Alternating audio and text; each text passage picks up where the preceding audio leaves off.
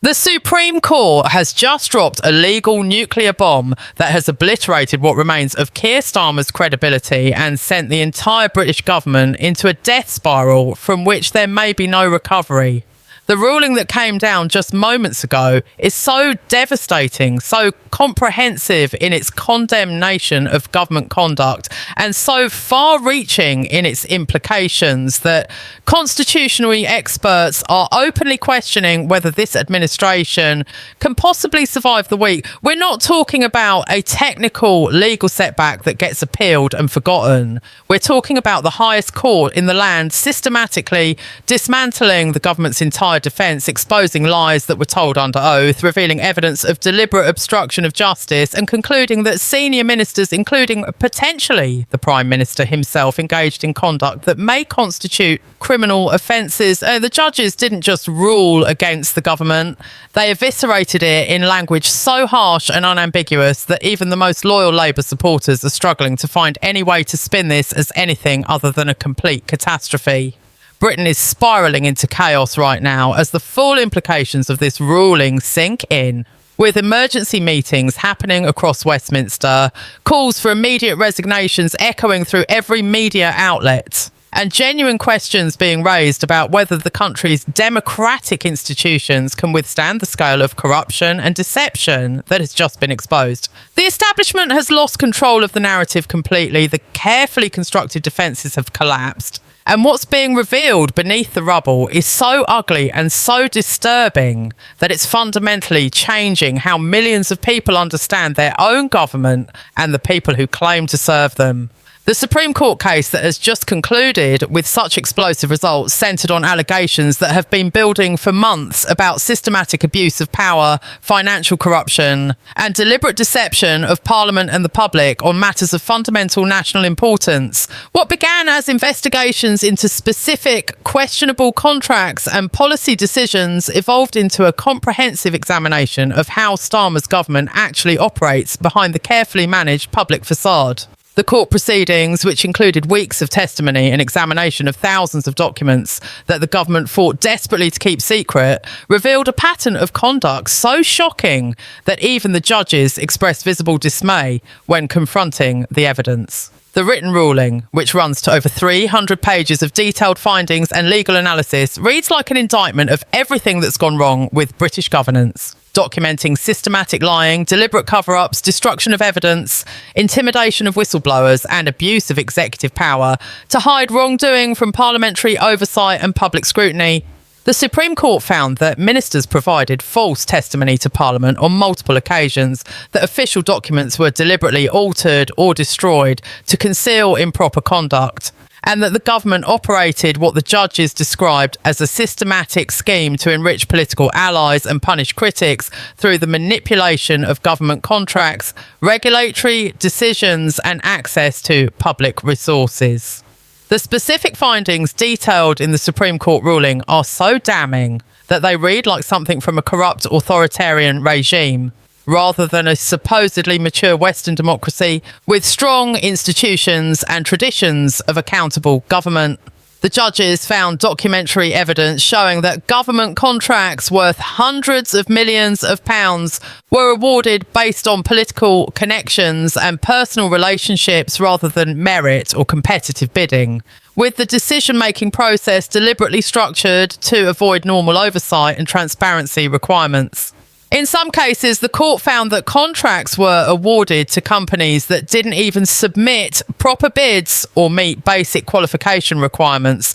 with government officials creating fake documentation after the fact to make the awards appear legitimate if anyone ever investigated. Even more disturbing were findings about how the government dealt with internal dissent and attempts by career civil servants to flag these irregularities through proper channels. The Supreme Court heard testimony from multiple whistleblowers who described systematic retaliation, including threats, forced transfers, manufactured performance complaints, and in several cases what appears to have been deliberate destruction of their professional reputations to prevent them from finding other employment. The judges found that this retaliation was coordinated at high levels of government and was designed not just to silence specific individuals, but to send a message throughout the civil service that raising concerns about ministerial conduct would result in career destruction. The financial corruption documented in the Supreme Court ruling goes far beyond just questionable contract awards and reveals a sophisticated system for converting public resources into private political benefits while maintaining plausible deniability. The judges traced money flows showing how government contracts to friendly companies were structured with inflated prices, with the excess funds then being recycled back to support political activities, pay for opposition research against critics, and fund advocacy groups that would promote government policy positions while appearing to be independent voices. In effect, taxpayer money was being laundered through a network of contractors and intermediaries to fund what was essentially a political operation benefiting the Labour Party and Starmer personally, all while being disguised as legitimate government expenditure on services and programmes. The Supreme Court found that this system was deliberately designed to be difficult to trace, with money moving through multiple entities and jurisdictions to obscure the connection between the original government payment and the ultimate political use of those funds. But patient forensic analysis by investigators was able to follow the money and demonstrate the systematic nature of what was happening, providing the court with clear evidence of a coordinated scheme rather than isolated incidents of poor judgment or administrative error. Perhaps the most constitutionally significant aspect of the Supreme Court's ruling concerns findings about how the government deliberately misled Parliament and subverted democratic accountability through systematic deception about its actual policies and intentions. The judges examined multiple instances where ministers made statements to Parliament that were directly contradicted by their own internal communications and documents, showing that they knew they were lying when they made these statements and did so deliberately to avoid parliamentary scrutiny and public opposition. The court found that this wasn't just spin or political messaging, but outright falsehoods about matters of substantial public importance, including the true costs of government programmes, the actual terms of international agreements, and the real reasons for policy decisions that were publicly justified on completely different grounds. Even more damning, the Supreme Court found evidence that the government had discussed and planned these deceptions in advance, with officials strategising about how to structure their lies to be technically defensible if challenged, while still fundamentally misleading Parliament and the public about what was actually happening. The judges concluded that this conduct represented a fundamental betrayal of democratic principles and constitutional norms, reducing Parliament to a rubber stamp rather than a genuine check on executive power, and depriving voters of the honest information they need to make informed judgments about their government's performance. The immediate political impact of this Supreme Court ruling is absolutely catastrophic for Starmer and his government, with calls for resignation coming from every direction and genuine questions about whether he can possibly remain in office even for the few days it would take to organise a leadership transition. The opposition parties have immediately filed a motion of no confidence and are demanding that Parliament be recalled from any scheduled breaks to hold an emergency debate on the Supreme Court's findings and the government's fitness to continue in office. But even more significantly, reports are emerging of Labour MPs themselves demanding Starmer's immediate departure, with some going public to say they can no longer defend a Prime Minister and government that have been so comprehensively condemned by the nation's highest court for conduct that appears to include criminal offences. The parliamentary arithmetic that once seemed to protect Starmer from being forced out is looking much less secure as the scale of the Supreme Court's findings becomes clear, and as MPs realise that association with this government could end their own political careers when voters next get a chance to pass judgment. Behind the scenes, senior Labour figures are reportedly already manoeuvring to position themselves for a leadership contest, calculating that the party's only hope of salvaging anything from this disaster is to immediately distance itself from Starmer and those most directly implicated in the conduct the Supreme Court has exposed. The public reaction to the Supreme Court ruling has been one of absolute fury combined with a sense of vindication for everyone who suspected the government was lying but couldn't prove it until now. Social media has exploded, with people sharing the most damning quotes from the ruling, highlighting the judge's findings about systematic deception and corruption, and demanding not just resignations but criminal prosecutions for everyone involved in what the court has documented. The protests that were already significant before this ruling have intensified dramatically, with crowds in central London and other major cities growing by the hour, as more people hear about what the Supreme Court found and decide they need to add their voices to demands for accountability. What's particularly striking is the diversity of people participating in these demonstrations, not just political activists, but ordinary citizens who feel personally betrayed by a government that has been exposed as systematically lying to them while enriching itself and its cronies at public expense. The mood is angry but also somehow energised, with many people expressing a sense that finally the truth is out. Finally, there's irrefutable evidence that can't be spun away or dismissed. And finally, there might be real consequences for the people responsible for this betrayal of public trust. The media coverage of the Supreme Court ruling has been absolutely relentless, with even outlets that have traditionally been sympathetic to Labour struggling to find any way to defend or minimise what the judges have found. The documentary evidence is simply too extensive and too clear, the judicial condemnation too harsh and too specific for normal political spin to have any purchase with audiences who can read the ruling themselves and see exactly what the court concluded. Some commentators are drawing parallels to Watergate and other historic political scandals, but many are arguing that what's been exposed here is actually worse in scope and systematic nature than those previous crises, representing not just specific acts of wrongdoing, but a fundamental corruption of governmental processes and democratic accountability. The international coverage has been equally damning, with foreign media outlets expressing shock that Britain, traditionally seen as having strong institutions and clean government,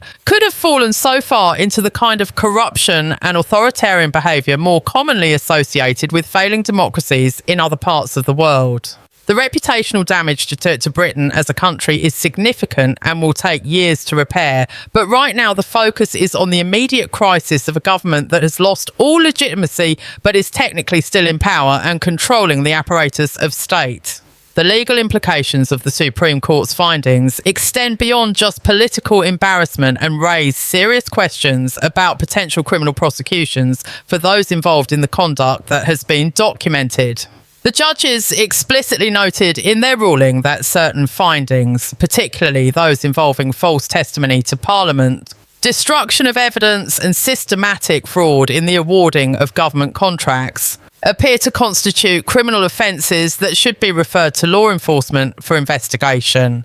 The Metropolitan Police have confirmed they are urgently reviewing the Supreme Court's ruling to determine what investigations need to be launched and what charges might be appropriate.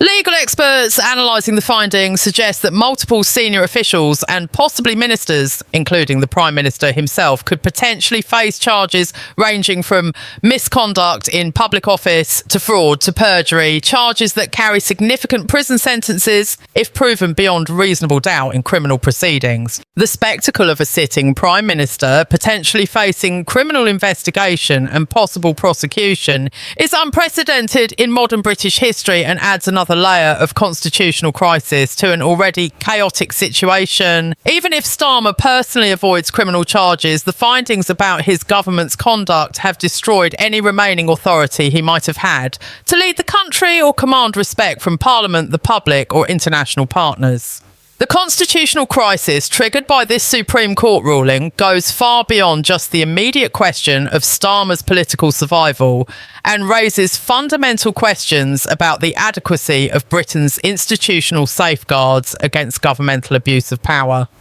The fact that the systematic corruption and deception documented by the court was able to continue for months, despite Britain's supposedly robust system of checks and balances, suggests that those safeguards are far weaker in practice than the theory would suggest. Parliamentary oversight failed because ministers were willing to lie and because the mechanisms for holding them accountable for those lies proved inadequate. Civil service checks failed because career officials who tried to raise concerns were retaliated against and silenced. Media scrutiny failed because the government was able to hide crucial documents and information behind claims of confidentiality and national security. It took a Supreme Court investigation with full powers to compel disclosure and examine witnesses under oath to finally expose what was really happening. And even then, only because determined whistleblowers were willing to risk their careers and reputations to ensure the truth came out. The recognition that the system failed so comprehensively is driving calls for fundamental constitutional reform to strengthen accountability and make it much harder for future governments to engage in similar conduct without being detected and stopped much earlier. The economic consequences of this political chaos are already becoming apparent, with financial markets reacting nervously to the uncertainty and instability that now characterise British governance. The pound has dropped significantly against major currencies, our traders price in increased political risk and the possibility that Britain could face an extended period of governmental paralysis or rapid leadership changes that make consistent economic policy impossible. Business leaders are expressing concern about the impact on investment and economic confidence, with some foreign companies already indicating they may reconsider planned expansions or investments in Britain until the political situation stabilises and they can have confidence that agreements will be honoured and rules will be applied consistently. The reputational damage from the Supreme Court's findings about systematic corruption is particularly harmful because it undermines Britain's traditional competitive advantage as a place with reliable institutions, rule of law and clean government. If Britain becomes seen as just another country where political connections matter more than merit and where government officials routinely lie and enrich themselves at public expense, it loses much of what has historically made it attractive for international business and investment. The international ramifications of Britain's political crisis are equally serious, with allied governments watching with concern and adversaries seeing opportunity in British weakness and distraction. NATO partners are worried about whether Britain can be relied upon to maintain its commitments and play its traditional role in collective defence when its government is consumed by scandal and fighting for political survival. European nations are questioning whether agreements negotiated with Starmer's government have any validity given the Supreme Court's findings about systematic governmental dishonesty and deception. Countries around the world that look to Britain as a model of democratic governance and institutional strength are now forced to reconsider those assumptions and grapple with the reality that even long-established democracies can experience serious corruption and institutional failure if vigilance lapses. Adversaries like Russia and China are likely to exploit Britain's current chaos to advance their own interests, calculating that a distracted and weakened British government is less capable of effective opposition to their actions and less able to rally international cooperation against threats they pose.